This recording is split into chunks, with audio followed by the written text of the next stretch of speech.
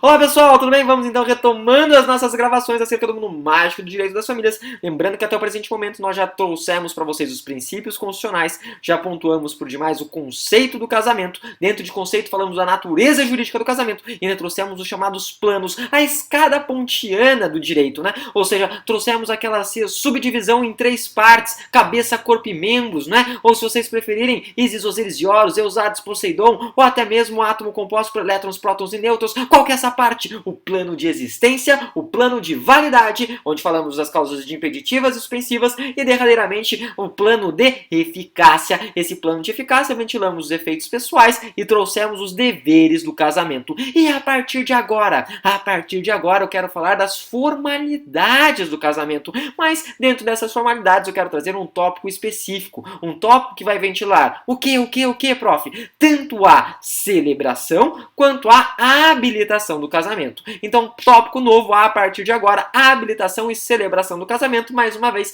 a habilitação e celebração do casamento. Celebração, eu sei que muitos de vocês vão estar cansados de saber, até porque muitas vezes nós acabamos observando isso na prática. E a habilitação? A habilitação, então, é o tópico que a gente dá o início dentro dessas formalidades. Traduz o quê? Uma etapa anterior à celebração. Então, antes da gente celebrar, antes das festividades, antes daquele momento da igreja, nós temos o momento da habilitação. Habilitação. Etapa prévia. Etapa essa que se encontra esculpida, talhada, cunhada nos artigos 1525 e vai até, obviamente, o artigo 1532 do Código Civil. Então, 1525 a 1532, 1525 a 1532. Show de bola, prof. O que você quer falar sobre aqui? Primeiro detalhe, gente. Essa etapa de habilitação, ela se perfaz, ela se concretiza sempre mediante cartório. É uma etapa em que as partes, né? As partes que contraem o casamento, eu acho legal essa expressão, contrair o casamento, parece doença, né? Que loucura, prof. Contraem o casamento. Em outros dizeres, os nubentes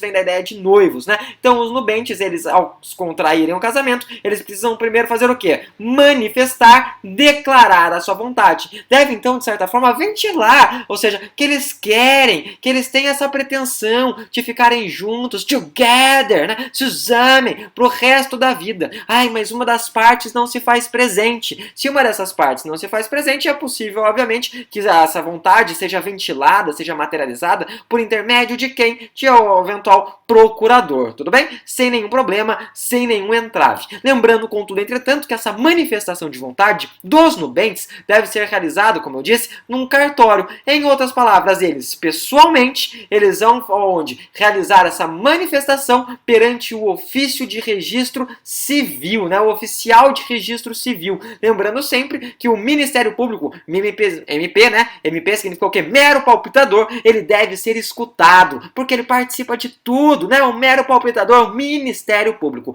Isso, inclusive, está no artigo 1526. E o judge, e o juiz, prof? O juiz, gente, ele não participa, né? Então, o juiz, nessa etapa de habilitação, ele não participa. Ele só vai atuar se houver uma eventual impugnação dentro, obviamente, dessa manifestação de vontade. Feita essa manifestação de vontade, surge o quê? Surgem os institutos, ou pelo menos o Instituto dos Proclamas, né? Proclamas. O que é proclamar? Gente, proclamar é o quê? Olha, eu estou manifestando a minha vontade. É anunciar. Isso é proclamar. É o anúncio da vontade. Então surgem os proclamas, né? Aquele anseio de que as partes elas têm essa pretensão de se casar. E por que é importante esses proclamas? Esses proclamas, que é esse anúncio, gente, é importante justamente para trazer uma transparência. É justamente importante em virtude do quê? Da possibilidade de alguma tia Fifi ou tio Fifi fazer o quê? Fazer o apontamento de alguma causa impeditiva ou, de repente, de uma causa suspensiva do casamento. Então, como que eu faço esses proclamas? Como que eu manifesto, dou publicidade a esse casamento? Gente, para dar publicidade do casamento, eu vou fixar essa manifestação de vontade obviamente dos nubentes, aonde? Primeiro nos cartórios correspondentes aí a circunscrição, ao domicílio, obviamente, desses nubentes. E não só lá, né? É possível, muitas vezes, colocar esse edital, que fica aí pelo prazo de 15 dias, né? Ventilar ele, aonde? Na imprensa oficial, se houver, e muitas vezes eles ainda colocam naquelas cidades pequenas, né? Tipo o quê? Tipo o quê? Agora vai gerar discussão. Tipo São Luís do Paraitinga, onde você coloca? Você põe no coreto, né? Onde está todo mundo. Ou de repente você põe na igreja. Por quê? Porque alguma tia Fifi vai olhar e falar assim, nossa, você não sabe, a fulana vai se casar com Beltrano. Chocado, né? Que loucura. Então esse anúncio se dá pelo prazo então de 15 dias. E vai ter um edital que traduz esses proclamas sendo fixados aonde? Sendo apontados. Tanto, obviamente, né? Óbvio, né? Aí nesses oficiais de registro, bem como na imprensa oficial. Lembrando, obviamente, que cumpridas essas formalidades, sem nenhuma impugnação, as impugnações são aquelas talhadas no artigo 1528, 1529 e 1530, o que acontece? Ou seja, cumpridas essas formalidades, nós teremos uma certificação de habilitação. Essa certificação de habilitação, gente, ela perdura pelo hiato, pelo interstício, pelo prazo de 90 dias. Então, a partir do momento que você tem essa certidão, essas pessoas, esses nubentes, eles devem o quê? Se casar dentro do prazo de 90 dias. Ai, prof, mas eles são rebeldes. E se eles não fizerem isso? Se eles não se casarem dentro desse prazo aí de 90 dias, nós teremos a necessidade de realizar um novo processo de habilitação dos nubentes, tá? Tudo bem, sem nenhum problema, sem nenhuma dificuldade. Só uma observação. Qual a observação? A seguinte, né? Lembrando que desses proclamas que eu disse que vem antes da certidão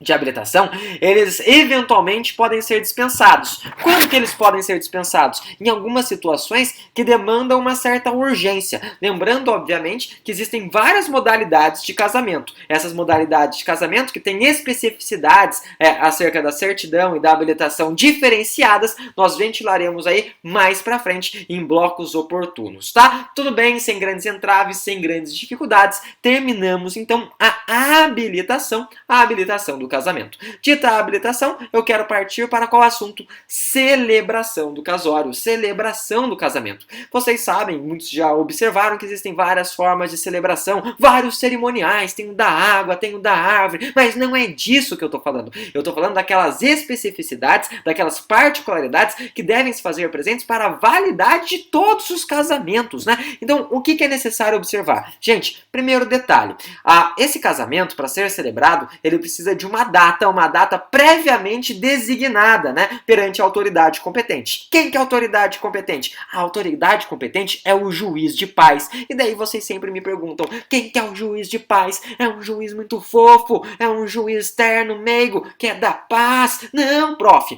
Um juiz de paz, de acordo com o artigo 98, inciso 2º da nossa Constituição, é um juiz que é eleito pelo prazo de 4 anos. Sério? Não sabia disso? Que loucura! Nem eu, brincadeira. No artigo 98, então o inciso 2º trabalha com essa ideia de juiz de paz. Lembre-se sempre, para a existência do casamento nós precisamos de 2 requisitos, né? Eram 3. Quais são os requisitos do plano de existência? Manifestação de vontade perante a autoridade competente. Então, para manifestar, né, precisamos da autoridade competente que vai designar, que é o juiz de paz. Tudo bem, sem grandes entraves, né? É esse juiz de paz que obviamente vai presidir o ato mediante uma petição dos, obviamente, contraentes, dos nubentes, que já estão previamente habilitados. Tudo bem, o que acontece?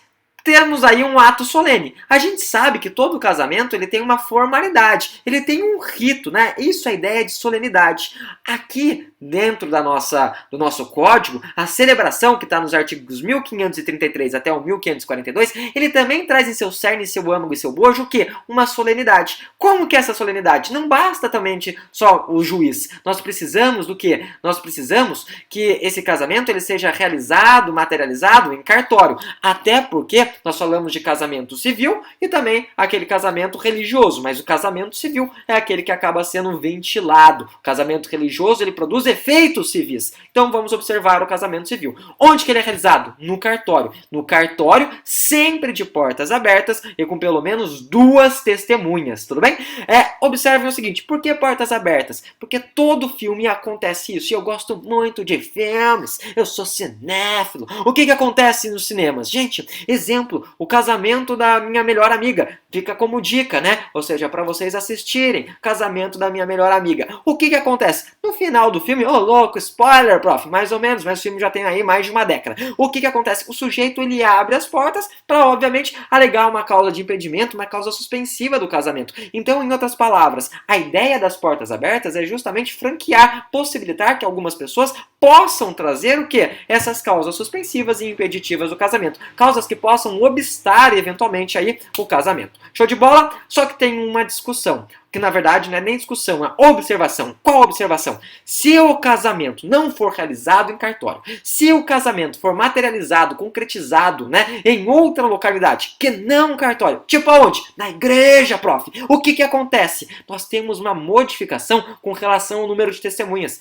A modificação é a seguinte, ao invés de termos a exigência de 2 testemunhas, vamos precisar da exigência de 4 testemunhas. E o mesmo, óbvio, se aplica naquelas hipóteses em que o indivíduo, né, que vai aí contrair o casamento, ele não conseguir, ele não souber assinar, ele não souber firmar. Se ele não sabe assinar, não sabe firmar, o que se perfaz? 4 testemunhas. Então é essa mudança. Se casou em outra localidade, ou por demais, né, não sabe assinar, mudam-se os números de testemunhas. Para quê? Para que se traga uma maior segurança jurídica. Show de bola? Então essa solenidade, esse rito a gente já sabe, super tranquilo, né? Qual que é o rito? Lembrando sempre, manifestação de vontade perante uma autoridade competente. Lembrando que tem que ser com portas abertas, pelo menos 2 testemunhas. Opa! Eu falei de manifestação de vontade? Falei! Então vamos para o nosso terceiro elemento aqui dentro de celebração. Além de autoridade competente, portas abertas. Qual que é? Manifestação de vontade. Essa manifestação de vontade, conforme nós falamos ali no plano de existência, ela deve ser uma manifestação séria, né? Ela deve ser uma manifestação aí em que o indivíduo ele tenha a certeza daquilo que ele faz. Ele declara, obviamente, o seu anseio, o seu escopo, o seu desiderato de estar casado, nos termos do artigo 1535, né? Lembrando, obviamente, que após essa manifestação de vontade, o que acontece? Vai ser lavrado um assento e esse assento no livro de registro, né, vai materializar, concretizar o casamento, conforme o 1536. Ocorre, entretanto, todavia, que em algumas situações é possível a suspensão do casamento. Quando que é possível a suspensão do casamento, né? E lembrem-se, o casamento ele é suspenso naquele dia e só pode ser realizado no dia útil subsequente. Nossa, prof, que loucura!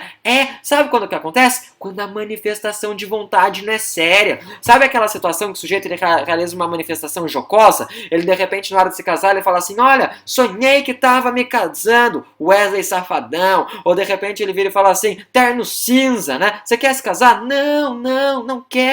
Só no outro dia subsequente. Qual outra situação que a gente pode levar à suspensão do casamento? Aquela situação, diga-se de passagem, que é muito usual em festa junina. Lembre-se sempre, na festa junina tem sempre o pai da noiva armado. Gente, se a manifestação de vontade ela não for livre, em outras palavras, o sujeito ele demonstra, ele exterioriza que ele está o quê? Que ele está sendo coagido a casar. Que loucura, prof, que loucura, né? Em outras palavras, se ele está sendo coagido a casar, né? Óbvio que essa manifestação de vontade também seria apta para ensejar o quê? A suspensão do casamento. E derradeiramente, também podemos falar daquela hipótese em que o indivíduo ele se manifesta arrependido, né? Não só jocoso, ele fala assim, não sei se é isso que eu quero. Poxa, já é o suficiente para ensejar, para sobejar na suspensão do casamento. Bem, dito isso, terminamos com vocês a habilitação e a celebração do casamento. Deixo desde já um forte abraço, excelentes estudos e nos vemos no próximo bloco falando dos casamentos, né,